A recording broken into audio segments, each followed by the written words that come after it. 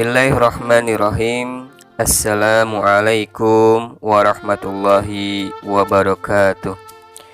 Alhamdulillahilladzi khalaqal mauta wal hayata liyabluwakum ayyukum ahsanu amala. Asyhadu an la ilaha illallah wa asyhadu anna Muhammadan abduhu wa rasuluh la nabiyya ba'da.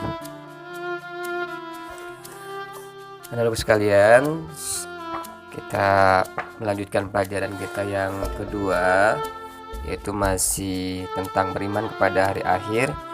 Namun kita akan berbicara kehidupan sesudah mati. Nah, kita pasti meyakini bahwa semua makhluk hidup yang ada di dunia ini pasti akan mati. Apa itu mati? Nah, takdir mengenai kematian manusia merupakan hal yang tidak dapat ditolak. Kemudian akan menimpa siapa saja sesuai dengan kadar usia yang telah ditetapkan oleh Allah Subhanahu wa Ta'ala.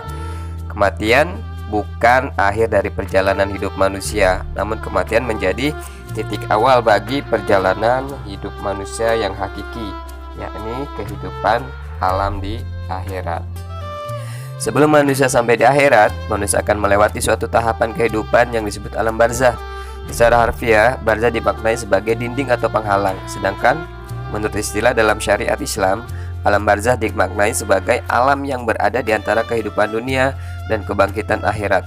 Berdasarkan firman Allah Subhanahu wa Ta'ala dalam surat Al-Mu'minun ayat 100 yang artinya, agar aku dapat berbuat kebajikan yang telah aku tinggalkan, sekali-kali tidak. Sesungguhnya itu adalah dalih yang diucapkan saja, dan di hadapan mereka ada barzah sampai pada hari mereka dibangkitkan.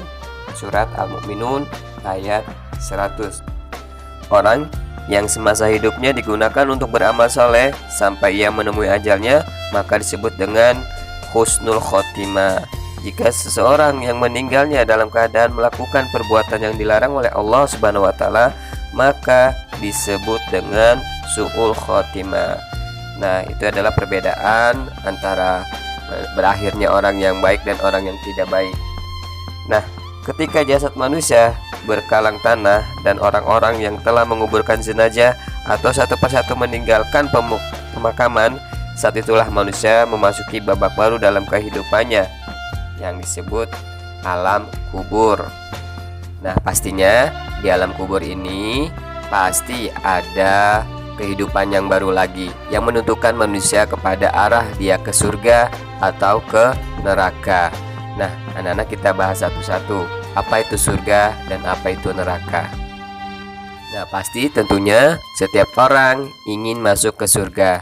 Namun surga ditentukan dari amal perbuatan kita waktu di dunia. Nah, apa itu surga?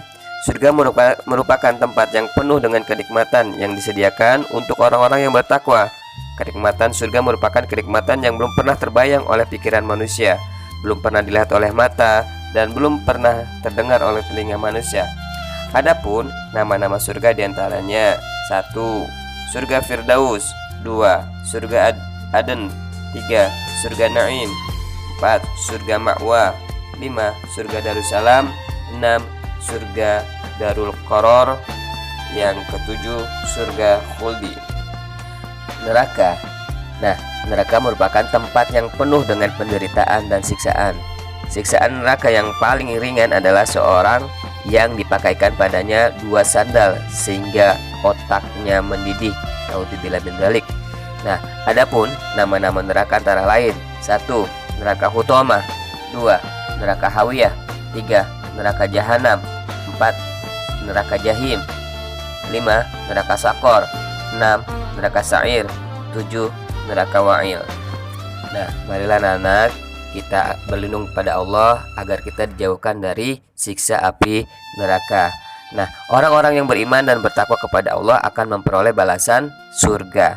Namun sebaliknya, orang-orang yang berbuat jahat dan orang-orang kafir akan mendapatkan siksa neraka.